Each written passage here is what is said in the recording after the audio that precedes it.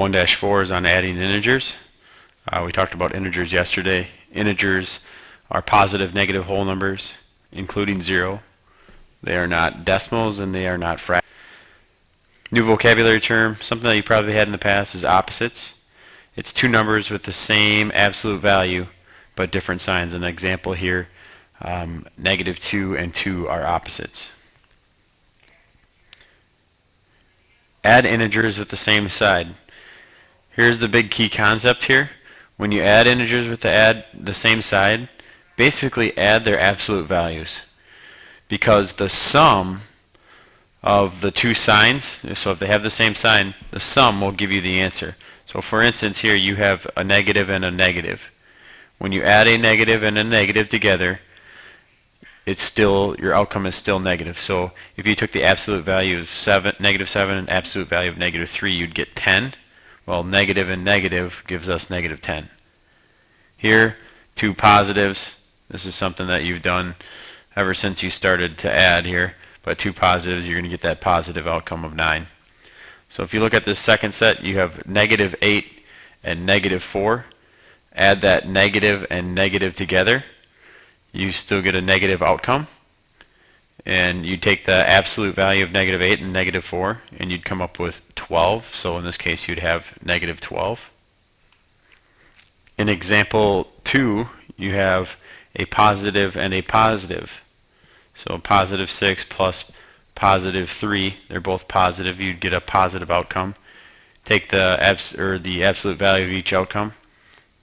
Absolute value of 6 is 6. Absolute value of 3 is 3, and we'd wind up with +9.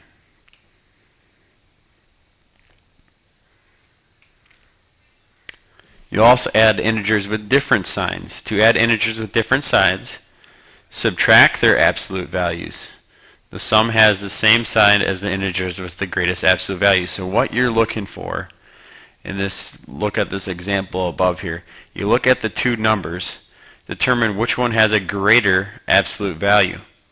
Well, this would have a greater absolute value. 8, +8 would have a greater absolute value than -3. Therefore, if the positive outcome has a greater absolute value, you'll get a positive outcome. So your answer is positive here. Remember, I talked about yesterday that when you use integers, talk about money. So basically think of it as, I have $8 plus, well, I make a $3 purchase, so I'm losing money here, so I wind up with $5. In example 1 here, again, look at the two numbers, determine which has a greater absolute value. In this case, -6 has a greater absolute value. -6 is negative, therefore you're going to wind up with a negative outcome. So this is basically saying is you have $4 plus you make a $6 purchase, so you're taking 6 away from 4. You lose your $4 and you need to take another $2 away, and this is where number lines come in handy if you have a number line handy.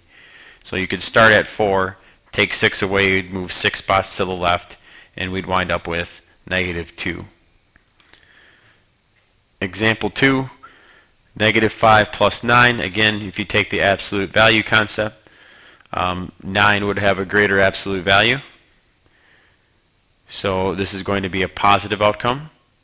So basically you have $9 here, plus you're going to make a $5 purchase. You're losing $5 from 9, and we wind up with 4. The next two examples, you're going to add 2 or more integers. Follow your order of operations like you normally would.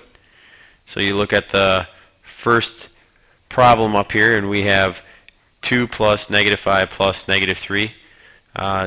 Do your order of operations in order they occur from left to right. So you're going to take 2 plus -5. When you take 2 plus -5, you have a greater negative here, so the absolute value here. So you wind up with a negative outcome. In this case, you'll wind up with -3. And once I get -3, basically what I did is I dropped my my plus sign down and my -3 down. So I have -3 plus -3. Here's the concept: when they have the same sign, the sign stays the same. So basically this is going to be a negative outcome, and you'll have negative 3 plus negative 3, and you'll come up with negative 6. Example 6, order they occur from left to right. So we have negative 3 plus negative 4, negative negative, add the absolute value. 3 plus 4 is 7, so we're going to wind up with negative 7. I drop my plus sign down, drop my 9 down. I have negative 7 plus 9. When they have different signs, determine which one has a greater absolute value. Well, 9 has a greater absolute value. Therefore, it's going to be a positive answer. So you basically have a positive $9. You're taking away $7, and we wind up with 2. And we'll finish it up here with kind of a realistic example.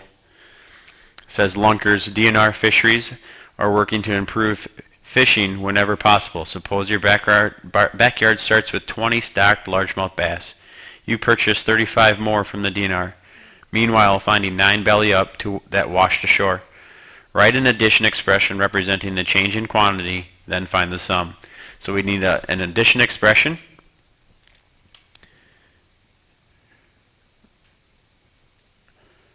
And we also need to find the sum. Well, here's our starting point. We start out with 20 stocked fish in our pond. So here's our 20 stocked fish. Then we purchase 35 more. When you make that purchase, you're adding fish to your pond.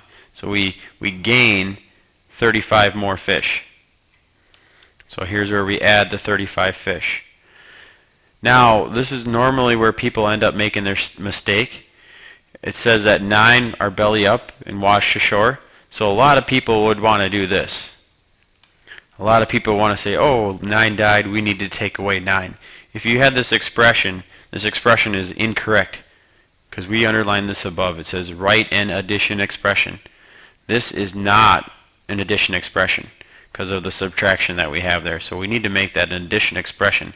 In order to do that, we change this into plus a negative. Now we have our addition expression. Now we can go ahead and find the sum. So again, in order they occur from left to right, 20 plus 35, we get 55. And I just put my plus sign and I drop my negative 9 down.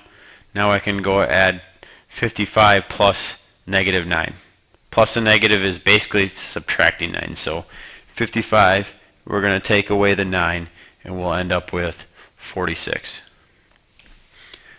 This will conclude our lesson 1-4, adding integers.